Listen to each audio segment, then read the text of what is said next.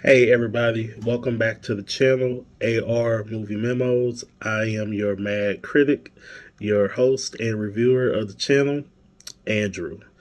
And I just want to first of all just say thank you for coming to the channel. And this is going to be my first review ever I'm going to be doing on the channel after I post it. So please subscribe to the channel, leave a like, leave a comment. Um, if there's anything in the future you want me to review, you know, just let me know. And but we will be reviewing Captain America: Brave New World. This is the 35th installment of the MCU films of the Marvel Cinematic Universe.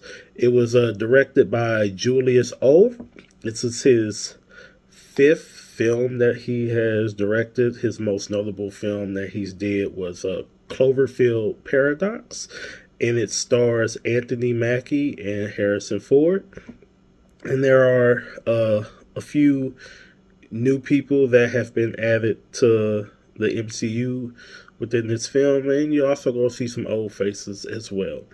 But the main plot of the film is Anthony Mackie is reprising his role as Captain America. He has taken the mantle and the role of Captain America from Steve Rogers, who was played by Chris Evans. Uh, and you did see a little bit of him as the character with his progression and just him trying to figure out his main place within the role of just him playing the character and just also being in the MCU for the future films. But he finds himself in the middle of a international incident and a assassination attempt on the president of the United States. But he must discover who is pulling the strings to all of these events to prevent a war and also saving a friend within the process. Now, if you haven't seen Captain America and the Falcon show on Disney Plus, or if you haven't watched any of the other films, I would recommend you kind of get a retouch on some of the events and maybe even some of the characters that they introduce. But if you're new, coming fresh into the film, you may not know everything that is going on, but it's okay. Now, overall, I really did thoroughly enjoy the film. I know the film went through a lot of production, uh, and mainly on the negative side, I know it was reshot a few times, which it happens a lot. But from some of the stories and things that I've heard and was reading about over time, that the movie's probably been shot two or three times over. Don't know really how true it is or not. But for the finished product, for what we got, I thought it was a good, solid film. Thought it was a good new entry to the MCU, especially based off of the previous films that they have done over the last about 5 years. So that's how long it's been since Endgame. Avengers Endgame was made, and like I said, I was thoroughly surprised with everything. I enjoyed Anthony Mackie's portrayal as Cap. It's a good progression from him getting the shield and the mantle at the very end of Endgame. It was a little shaky progression throughout the Captain America and the Falcon show, or excuse me, I'm sorry, the Falcon and Winter Soldier show that he was in, and I just liked his arc, and I'm kind of curious to see how much further it's going to go on throughout the MCU. Um, also, like the message of the film, just a lot of the themes and things that was going on throughout the movie. Um, what's his name? Danny, Danny Ramirez. He is one of the new characters introduced to the MCU. Like I said, if you haven't watched Falcon and Winter Soldier, it's probably maybe good to go back and get like a little rehash since that's where he was first introduced. He plays a new major role within the MCU within the future. Thought he was a nice addition. He was a little annoying at first, but he kind of grew on me throughout the film. Harrison Ford is playing Thaddeus Thunderbolt Ross, who was previously played by the late William Hurt.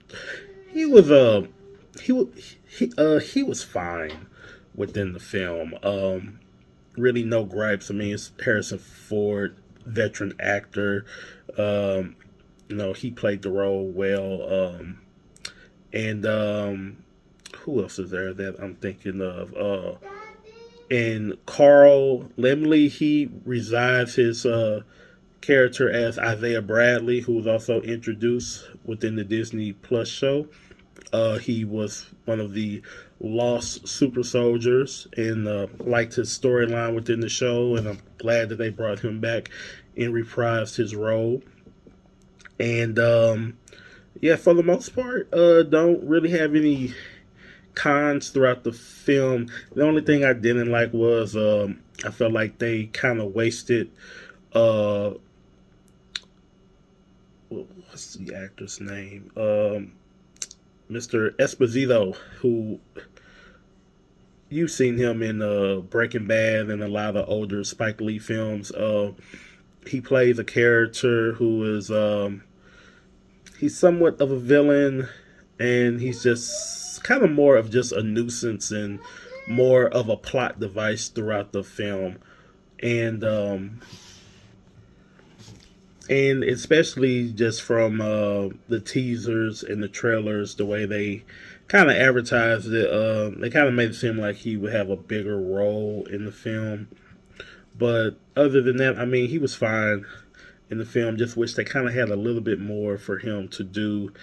And probably one of the other negatives, I'd probably say the CG in certain shots and certain sequences. This was, it was a little spotty, but other than that, I mean, it was cool for the most part. And just from the advertisement itself, I thought they kind of spoiled certain things that I think it would have been a better payoff if you saw it for the first time within the movie itself. But overall, I liked the film. I thought it was a good installment and good footing going forward within the MCU, because I really haven't liked any of their previous projects other than the Spider-Man film, and really can't name anything else within Phase 5 that I've really cared for. But going forward, I think this is a good step, and just excited to see kind of what's going to happen next. And once again, like I said, this is my first review, and I hope you guys enjoy it. Hope you guys go see the film. Hope you guys enjoyed it like I did. And once again, if you want to follow my page, it is AR Movie Memos, and I am the Mad Critic. Hit the like button, subscribe to the page, and I will be giving you guys more content and reviews within the future. And thank you for listening to my review. And you guys have a good day. God bless.